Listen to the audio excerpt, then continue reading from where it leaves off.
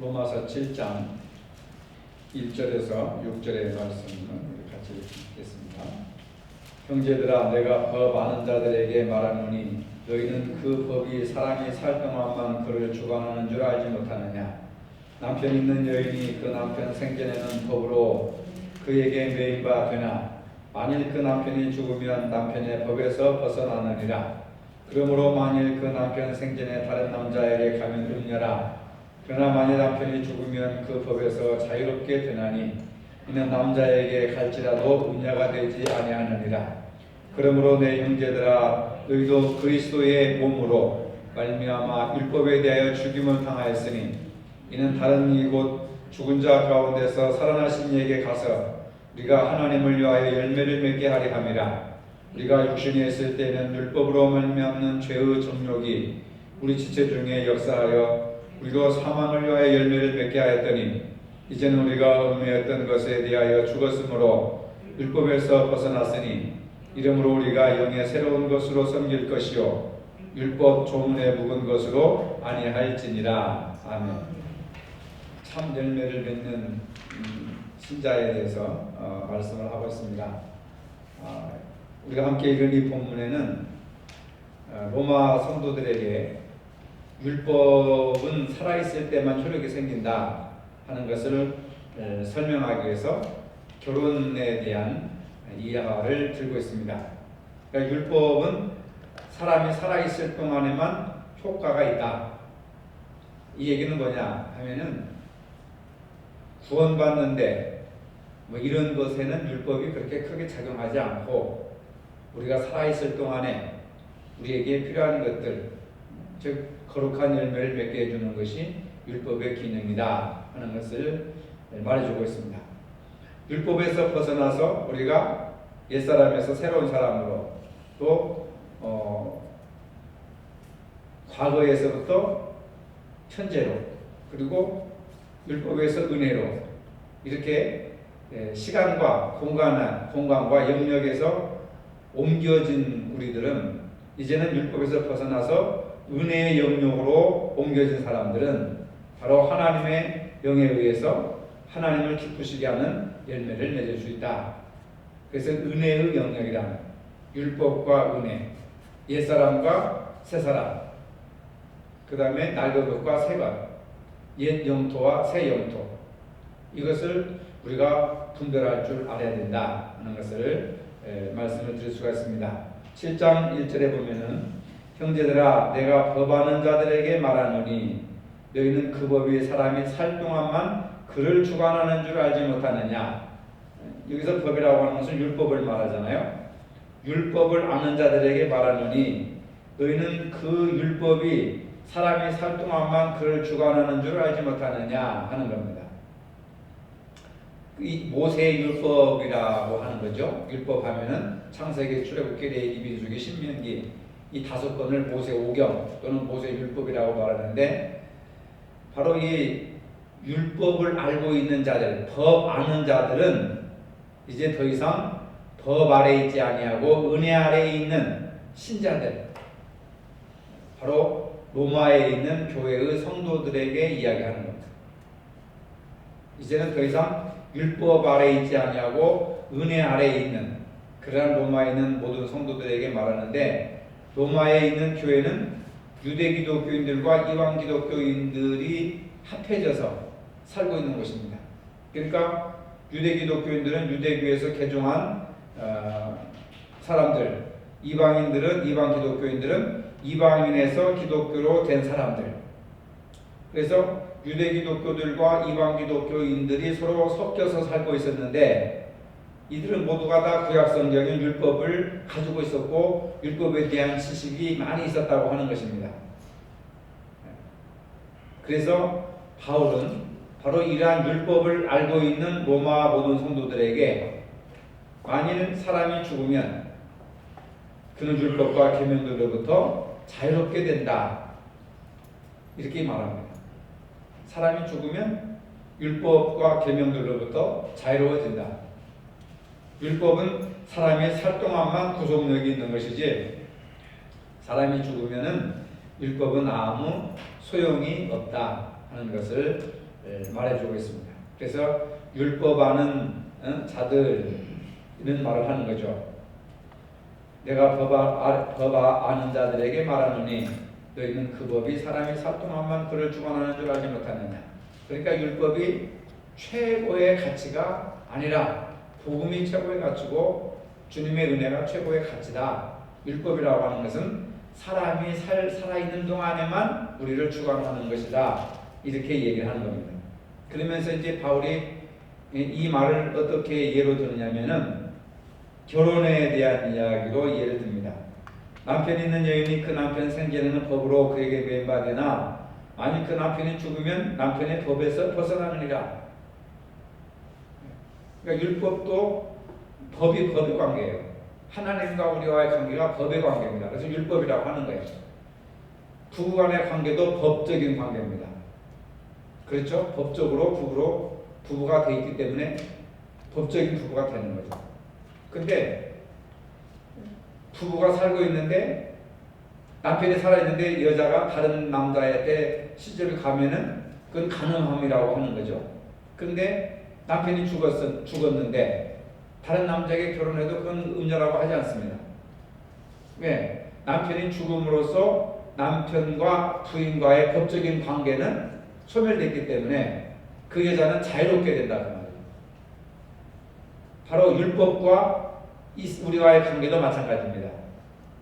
법이라고 하는 것은 살아있을 때, 부부관계로 있을 때만 법이 존재하는 것이지 둘 중에 하나가 죽으면 법적인 효력이 상실되는 것처럼 우리가 살아있을 때 율법의 효력을 보는 것이지 사람이 죽으면 율법의 효력을 보지 못한다. 그래서 만일 그 남편 생전에 다른 남자에게 가면 음녀라. 그러나 만일 남편이 죽으면 그 법에서 자유롭게 되나니 다른 남자에게 갈지라도 음녀가 되지 아니하느니라. 그러므로 내 형제들아 너희도 그리스도의 몸으로 율법에 대하여 죽임을 당하였으니 이는 곧 죽은 자 가운데서 살아나신 얘기로 가서 우리가 하나님을 위하여 열매를 맺게 하려 합니다. 예수 그리스도께서 몸으로 십자가에 못 박혀 죽임으로써 죄의 문제가 해결됐기 때문에 바로 법적인 관계가 해결되고 이제는 은혜의 관계로 들어섰기 때문에 우리가 율법에 매이지 않고 예수 그리스도를 믿어도 그 신앙이 잘못되었다고 할 수가 없다. 그러니까 율법에서 빨리 벗어나서 복음으로 들어와라 하는 얘기입니다. 그렇다고 해서 율법이 무효한 건 아니에요. 소용없다는 얘기는 아닙니다. 뭐 은혜로 구원받았고 은혜로 사는데 우리가 율법을 무슨 구약 성경을 공부할 필요가 뭐가 있고 구약을 읽을 필요가 뭐가 있고 구약 성경을 우리가 배워야 될 필요가 뭐가 있느냐 그렇게 생각하는 분들이 혹시라도 있을지 몰라도 그건 잘못된 생각이죠. 여기서 말하는 율법은 구약 성경 전체를 가리키는 것이 아니라 모세의 율법을 가리키는 것이고 왜 이런 얘기를 하게 되느냐면 로마 교회가 유대인 기독교와 이방인 기독교인들이 서로 섞여서 교회를 이루고 있는데 서로 맨날 싸우는 거예요. 유대인 기독교인들은 이방인 기독교인들을 무시합니다. 우리는 아브라함의 자손이고 난지 8일 만에 할례를 받은 사람들이고 언약의 백성들인데 너희들은 할례도 받지 않고 율법도 없고 아무것도 모르는 어중이 떠중이들이 갑자기 교회 들어와가지고 우리가 똑같이 거룩해진다고 하니까 이게 불공평하다 해가지고 교회가 맨날 싸우는 거예요. 고린도 교회도 보면은 막 당파 싸움을 하고 뭐 교리 하나 가지고 싸우고 그러니까 바울이 교회를 살려야 되겠다 하는 생각에서 로마서를 쓰면서 율법이 무익하다. 율법이 사람이 살아있을 동안만 효과가 있는 것이 죽으면 무슨 소용이 있겠느냐. 그래서 율법에서 벗어나서 은혜의 복음으로 들어와라. 은혜의 복음은 영생을 얻게 되는 것이다 하면서 이런 로마서를 통해서 계속해서 율법과 복음의 관계를 설명하고 있는 겁니다.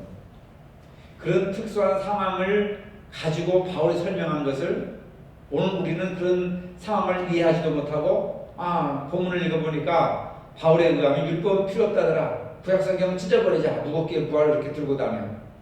그렇게 극단적으로 생각하는 사람들이 있어요. 또 여러분 구약이 필요해요? 필요하지 않아요? 필요합니다. 필요합니다. 구약이 필요합니다.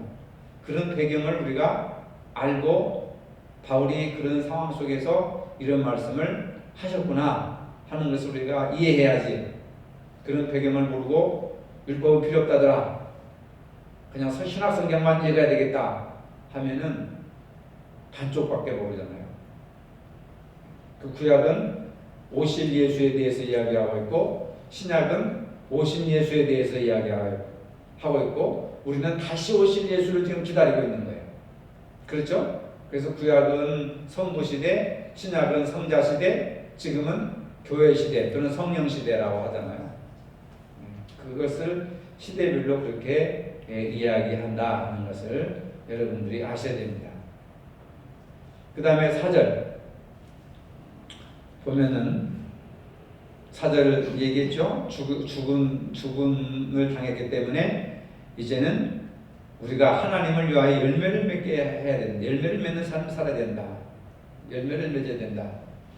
그래서 너희도 그리스도의 몸으로 말미암아 율법에 대하여 죽임을 당하였으니 남편이 죽음으로써 법적인 관계가 이 효력이 상실됐듯이 그리스도의 죽음으로 말미암아 우리도 율법에 대해서는 죽었기 때문에 법적인 관계가 사라지고 이제는 은혜의 관계로 접어들어가게 되었다 하는 겁니다.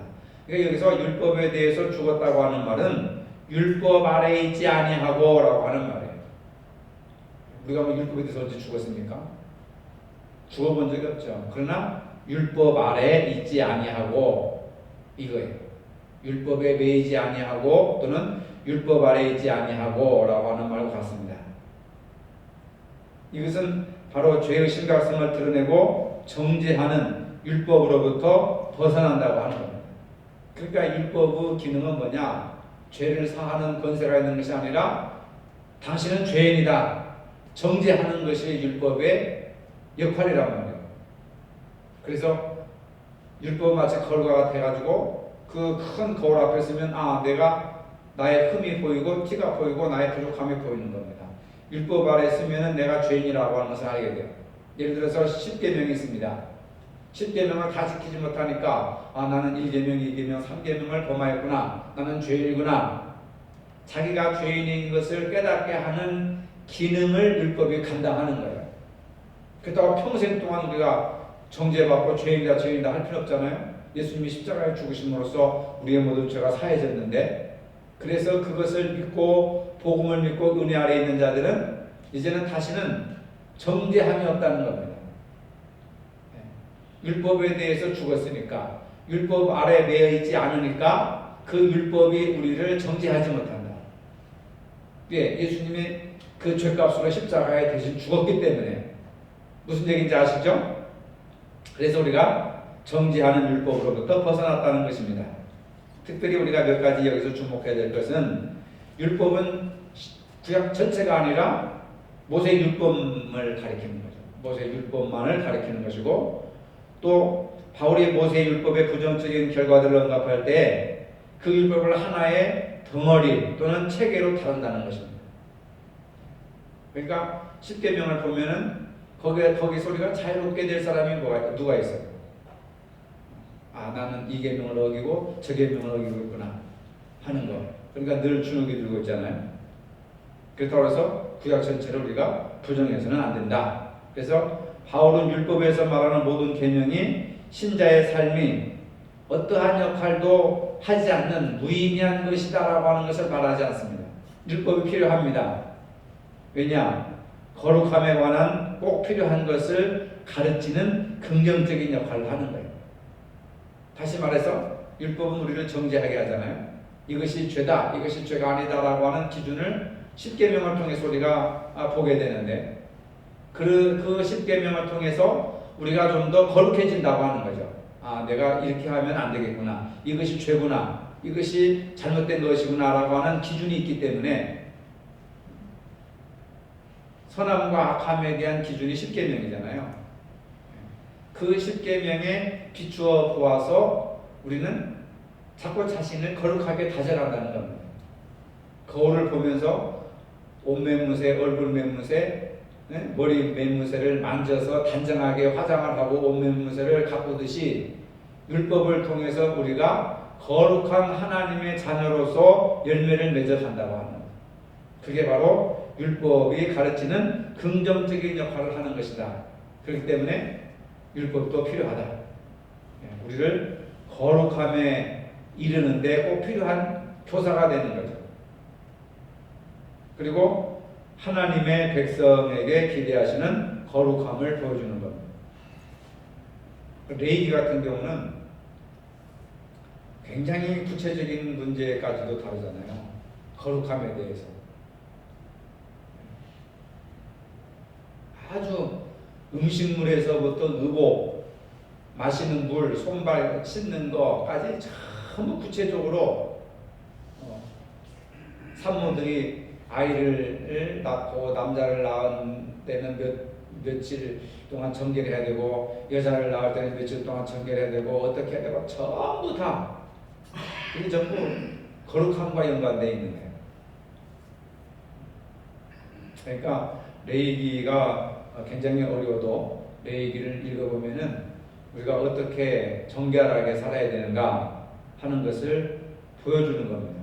그렇기 때문에 율법은 하나님의 백성에게 기대하시는 거룩함을 보여준다 하는 것을 말하고 있고 6절에 이제는 우리가 얽매였던 것에 대하여 죽었으므로 율법에서 벗어났으니 이러므로 우리가 영의 새로운 것으로 섬길 것이요 율법 조문에 묵은 것으로 아니할지니라 하는 겁니다. 우리가 영의 새로운 것으로 섬길 것이요 율법 조문에 묵은 것으로 아니할지니라. 바울은 육신의 영역에서 벗어난 신자들에 대해 설명을 하는데 특별히 율법 조문에 묵은 것으로 아니할 것이요 영의 새로운 것으로 섬길 것이니라.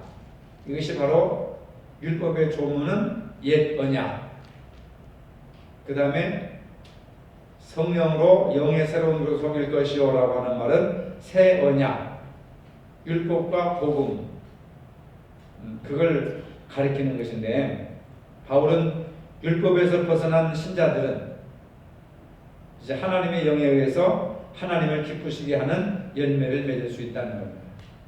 이게 중요한 거잖아요. 죄에서 벗어났다고 해서 율법에서 자유롭다고 해서 다 해결되는 건 아니에요. 어린아이가 어머니 뱃속에서 이 세상에 태어났다고 해서 사랑무시를 하는 건 아니잖아요. 부모가 아이를 낳았다고 해서 부모로서의 역할을 다 마치는 것은 아닙니다. 우리가 율법에서 벗어나서 죄에서 자유함을 얻고 구원함을 받았다고 한다면 이게 중요한 거예요. 이게 어떻게 됩니까? 성령에 의해서 하나님을 기쁘시게 하는 열매를 맺어야 된다는 겁니다. 근데 한국교회는 지금까지 어디까지만 가르쳤느냐면 당신은 죄에서 구원받았다. 끝. 수십 년 동안, 아니 100여 년 동안 이것만 가르친 거예요. 100여 년 동안. 그러니까 교회 생활은 열심히 하는데 가정생활이나 사회생활이나 직장생활이나 이런 건 아주 무질서하게 사회 사람들보다 더 수준 떨어지는 삶을 살아가고 있는 경우가 굉장히 많습니다. 그러면서 교회에서는 막 강하죠. 뜻없죠. 사회 나가면 고양이 새끼가 됩니다. 교회에서는 호랑이 새끼가 되고 사회 나가서는 고양이 새끼가 되거든요. 왜? 구원받으면 된다.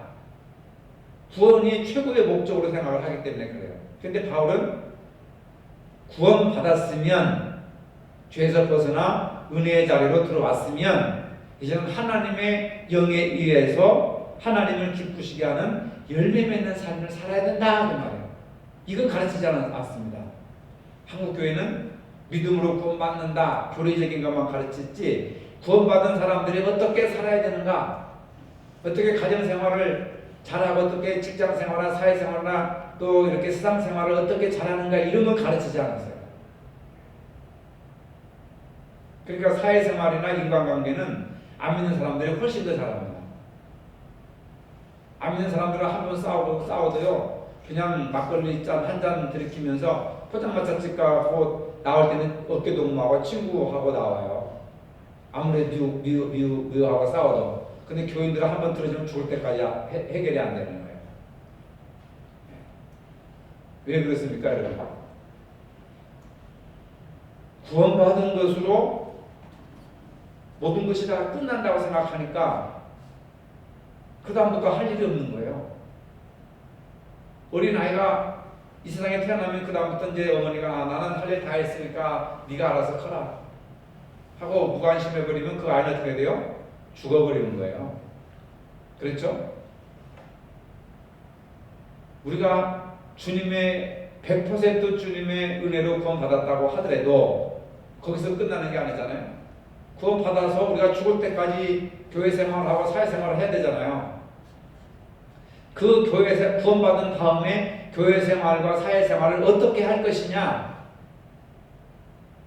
구원받는 기간보다 구원받은 이후에 천국 들어갈 때까지 삶이 더 길어지잖아요. 우리가 무슨 얘기인지 아시겠어요? 삶이 너무 약한 겁니다. 관계가 너무 약하죠. 한국교회는.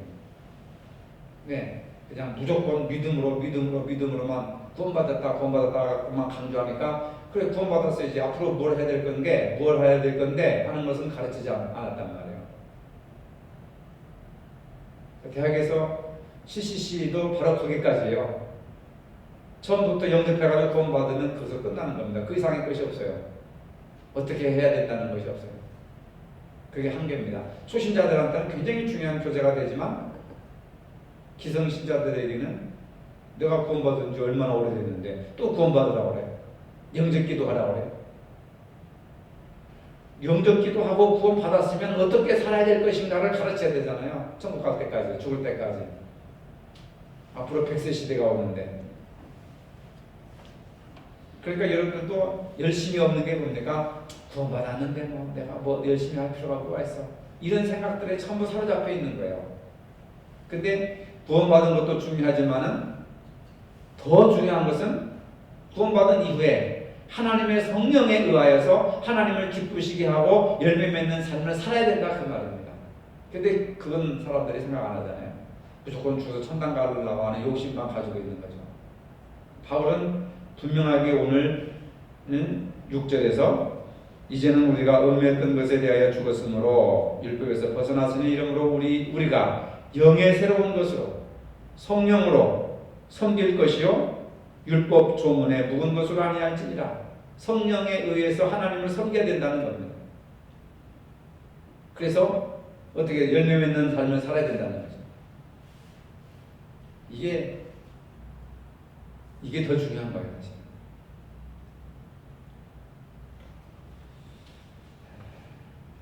잘못된 것들을 이 로마서를 통해서 여러분들이 자꾸 버리고 깨우쳐야 돼요. 자, 우리가 율법에 대해서 부정적인 이미지를 많이 가지고 있는 것 같지만은 그러나 율법은 하나님 앞에서 내 죄가 얼마나 심각한지를 보여주는 그런 역할을 한다고 그랬죠. 물론 죽음과 죄의 문제를 궁극적으로 해결할 수가 없는 겁니다. 그냥 죄가 얼마나 심각한 것인지를 보여주고 깨닫게 하는 역할이 율법의 기능인데 그럼에도 불구하고 바울은 율법에서 언급되는 모든 계명이 믿는 자들의 삶의 어떤 역할을 못한다고 주장하지 않습니다. 역할을 한다. 그 율법은 하나님의 거룩함에 관한 꼭 필요한 것들을 가르치는 긍정적인 역할을 한다. 거룩함에 관한 필요한 것들을 가르치는 겁니다. 율법을 통해서. 그래서 십계명이라고 하는 것도 모든 사람들에게 영원토록 구속력이 있는 거예요. 따라서 우리는 율법을 통해서 하나님이 그 백성에게 기대하시는 거룩함을 인식할 수 있다고 하는 점에서 율법은 굉장히 우리 현대인들에게 긍정적인 기능을 행사하고 있다. 그래서 이제 우리가 믿음으로 의롭게 되었은즉 다음에는 이제 믿음으로 행함으로 하니까 오직 믿음으로 의롭게 된다는 이제 그런 부분들이 계속 나오는데 믿음으로 의롭게 된 사람들은 하나님의 성령에 의해서 하나님을 섬김으로써 풍성한 열매를 맺는, 결실을 맺는 삶을 살아야 된다. 이게 바로 지금까지의 삶의 가장 중요한, 지금까지는 율법, 옛사람, 옛성품 이런 것에서 전부 율법에서 복음으로, 은혜로, 새로운 성품으로, 새로운 어떤 새 언약의 백성으로 자리 이동하는 것, 거기는 하나님의 은혜로 예수 그리스도와 연합의 원리를 통해서 자리 이동을 하게 되었는데, 그게 이제 구원이라고 하는 거죠. 그래서 이제 완전히 율법과 결별되는가 했더니 오늘 바울은 뭐라고 하느냐, 율법과 결별되는 것이 아니라 율법을 통해서 우리가 거룩함을 알게 되고, 율법을 통해서 우리가 거룩함을 알게 되고, 이것이 율법의 긍정적인 기능이고, 그리고 이제는 은혜 아래 사는 사람들은 성령의 새로운 영으로서 하나님을 기쁘시게 하며 열매 맺는 삶을 살아야 된다 하는 그런 얘기까지 지금 하고 있는 겁니다. 그래서 여러분들도 구원받은 것으로 모든 것이 다 끝나는 것이 아니라 거기서부터 출발입니다. 신앙생활은 구원받은 것에서부터 출발해서 하나님의 거룩한 백성으로서 어떻게 살아야 될 것인가, 성령의 이끌림을 받아 어떻게 살아야 될 것인가, 어떻게 하면 하나님을 기쁘시게 하고 열매 맺는 삶을 살아갈 것인가, 이것이 우리의 남은 숙제라는 거죠. 거기에 따라서 우리의 행복과 삶의 질과 그 다음에 모든 것들이 다 거기에 따라 달라진다 하는 것을 깊이 아시기를 바랍니다. 기도하겠습니다. 거룩하신 하나님, 오늘도 거룩함을 기억하게 하시고 하나님의 영광을 위하여서 거룩한 삶을 살게 하시고, 이제는 은혜 아래에서 사는 우리들이 새로운 성령의 능력으로 말미암아 하나님을 섬김으로 결실을 맺는, 하나님을 영화롭게 하는 삶을 살아갈 수 있도록 인도하여 주시옵소서. 예수님의 이름으로 기도합니다. 아멘.